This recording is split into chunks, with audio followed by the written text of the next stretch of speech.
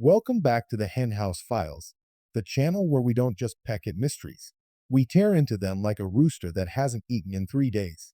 Tonight's story is about a person who went missing in a place where it was literally impossible to vanish. And yet, they did. And what was found later suggests they may not have been alone in the woods that night. So grab a snack, settle in, but don't wander off alone, because sometimes the woods aren't empty. Sometimes something is waiting. On the evening of October 14, 2009, 27-year-old Emily Voss left her job at a small insurance office in Pine Hollow, Oregon. Emily lived just 20 minutes outside town in a small rental cabin on Old Quarry Road, a rural stretch surrounded by dense pine forests and old, overgrown hiking trails that hadn't been maintained in decades. Emily was known for three things. She was responsible, she was predictable, and she never went anywhere without telling someone. But that night, Emily didn't call anyone. She didn't text. She didn't log into work the next morning. And when her coworkers called her, her phone went straight to voicemail. At first, this didn't alarm anyone. People oversleep. People get sick. But when Emily didn't show up on day two, her boss contacted the sheriff's department. Deputies drove to her cabin. Her car was still there. Her purse was still inside the house. So were her keys.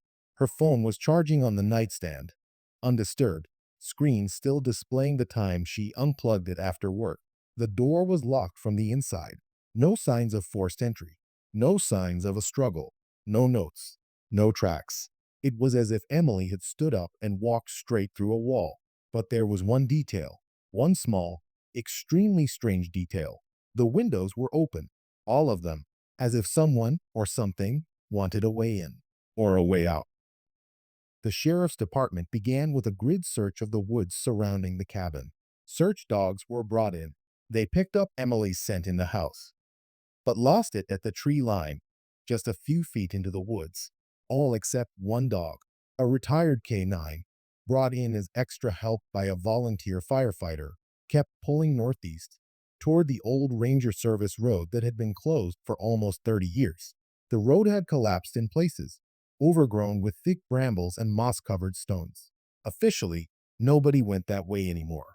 The dog led searches 2 miles into the forest before suddenly whining, refusing to go farther, tail tucked, body shaking. Experienced handlers had only seen this behavior twice, both times involving mass graves. The handler removed the dog from the search. The team continued on foot, and that's when they found it.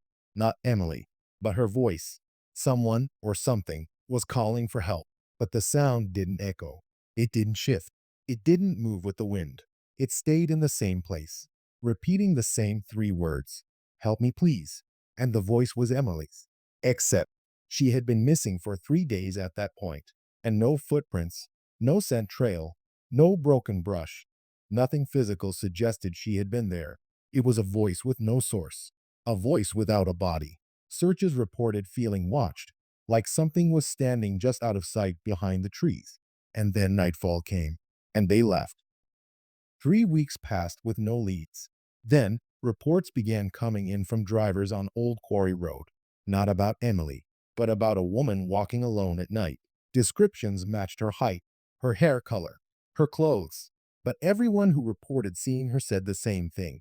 She was walking just a little too slowly. Her posture was just a little too stiff, and she never turned her head, not even when a car passed close enough to nearly hit her. One driver stopped, rolled down their window, called out to her. The woman stopped walking, but didn't turn, didn't respond, didn't breathe. She just stood there. The driver got scared and left. When deputies responded to the call, the woman was gone, and there were no footprints on the roadside. None. On November 9th, nearly a month after Emily vanished, her landlord went to the cabin to begin packing up her belongings. Legally, he wasn't supposed to, but he assumed, as most people quietly had, that Emily wasn't coming back. He unlocked the door, stepped inside, and stopped, because someone had already done it. The place was spotless, dishes washed, clothes neatly folded, carpets vacuumed, not a speck of dust, not a single light bulb burned out. But the landlord had not done this, and law enforcement hadn't either. Someone had been living in the cabin recently, On the kitchen counter, he noticed something strange. A grocery receipt, dated just 5 days earlier. It had Emily's rewards card number on it, meaning whoever purchased the groceries had used her phone number. He turned around instantly and left the house, driving straight to the sheriff's office. Deputies reviewed security footage from the grocery store, and there she was, Emily, or someone who looked exactly like her, walking the aisles slowly, selecting only the exact food brands Emily always bought, paying in cash, not speaking to anyone. But here's the detail that made detectives freeze the video. The woman was wearing Emily's jacket, the same jacket that had been in her cabin the night she disappeared, the cabin that had been locked from the inside, the jacket that, according to the search reports, never left the house. So, two things had to be true. Either the report was wrong, or someone else with access had been removing and returning her belongings. There was only one person besides Emily who had a key, her younger brother Mark. Mark was 25, quiet, soft-spoken, the kind of person you could stand next to for 20 minutes and forget was there. He told police he had not seen Emily the night she disappeared. He said they were not close. He said he rarely visited her cabin, but something bothered investigators. Mark's calm wasn't grief. It wasn't shock. It was rehearsed. When asked about the grocery footage, Mark maintained he knew nothing about it. He did not flinch. He did not stammer. He just said, "That's not her." Detectives asked how he could be sure.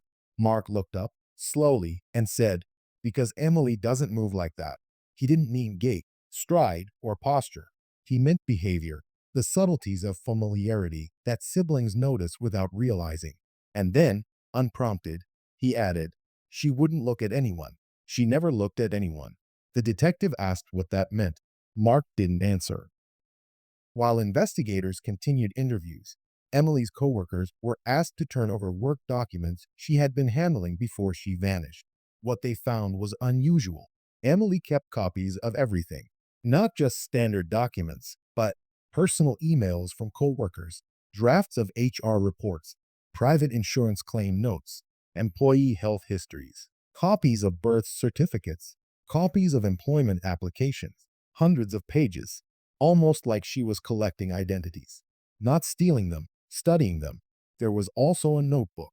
Inside were detailed pages titled, "How to Walk Like Karen," "How to Sound Like Denise on the Phone," "How to Cry Like Lauren," "How to Apologize Like Rachel." Each page had observations, breathing rhythms, blinking patterns, common phrases, facial tension, posture when nervous, like someone was trying not just to mimic people, but become them. One coworker said she thought Emily was just quiet and observant. Another said she always felt like Emily was trying to download her personality. The notebook had one page dog-eared, heavily annotated. The title read, "How to Be Emily." Detectives returned to Mark. They asked him what he meant when he said Emily never looked at anyone.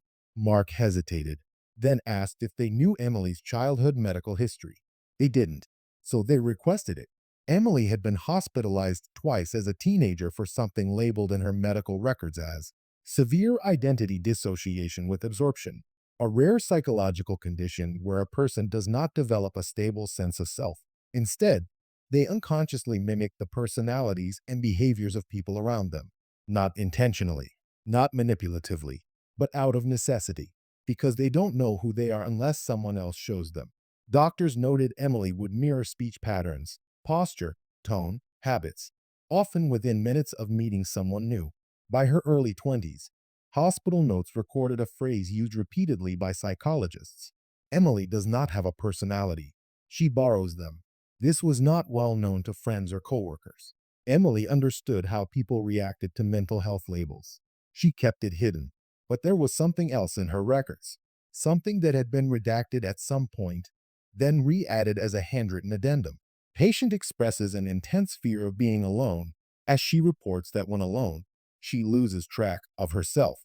Patient believes that when alone for too long, her identity unravels. Emily needed people the same way most people need air. Without others, she felt like she stopped existing. This condition explained almost everything: the observation notebooks, the personality mimicry, the perfect grocery patterns, the way she moved in the footage. She wasn't copying people to manipulate. She was copying them to survive. But that raised a far more disturbing question. If Emily needed other people to maintain any sense of identity, then what happened to her after she disappeared? And who, or what, was the woman in the grocery store? 3 days after the grocery sighting, someone else saw her. A maintenance worker on Old Quarry Road noticed a woman sitting on a log beside the tree line. He approached, thinking she might be injured. She was sitting perfectly still, hands on her knees, eyes open, staring straight ahead. He called out, "Ma'am, are you all right?"